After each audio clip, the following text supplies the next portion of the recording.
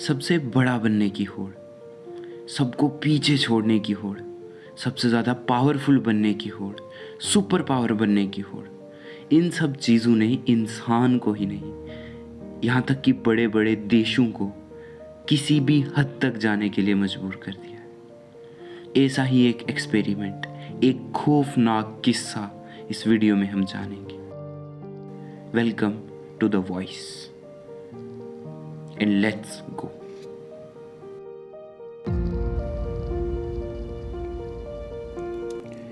बात है लगभग 25 जून 1950 की, जब नॉर्थ कोरिया ने साउथ कोरिया पर अटैक किया और एक वॉर, द कोरियन वॉर शुरू हुई।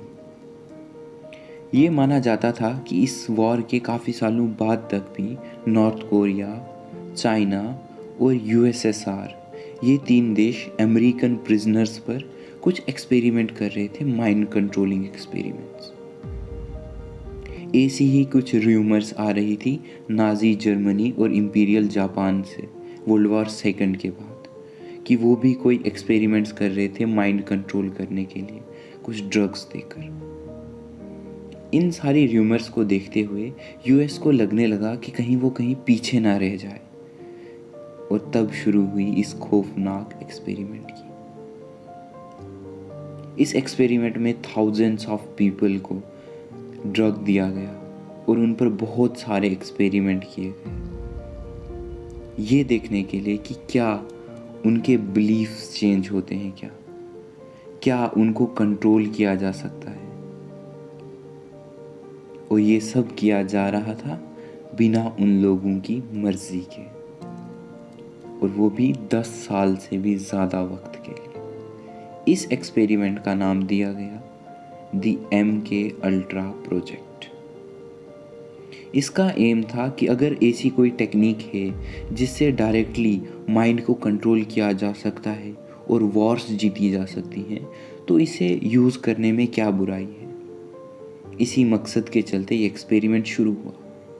इस एक्सपेरिमेंट को लीड कर रहे थे डॉक्टर डोनाल्ड ई कैमरियन, जो कि स्कॉटिश अमेरिकन साइकेट्रिस्ट थे, और इसमें बहुत सारे साइकेट्रिक एक्सपेरिमेंट्स इंक्लूड किए गए थे। It was funded bye American CIA and the Canadian government. इस एक्सपेरिमेंट की शुरुआत तो हुई थी स्किज़ोफ्रेनिया नामक डिजीज़ को ठीक करने के लिए, लेकिन वक्त के साथ साथ ये कन्वर्ट हो गई इलीगल ह्यूमन एक्सपेरिमेंट्स में, ये देखने के लिए कि क्या ड्रग्स के यूज़ से और कुछ साइकेट्रिक एक्सपेरिमेंट्स टेक्निक्स से माइंड वॉश किया जा सकता है, इंसान के बेसिक बिलीव्स ख़त्म किए जा सकते हैं और उसको कंट्रोल किया जा सकता है क्या। इस एक्सपेरिमेंट के अंदर लोगों को रखा जाता था in drug coma for days and months. उनके बेसिक सेंसेस को नम कर दिया जाता था, जैसे कि टच, स्मेल और टेस्ट को, और इसके लिए वो उनको फूड और वाटर से डिप्रीव्ड रखते थे।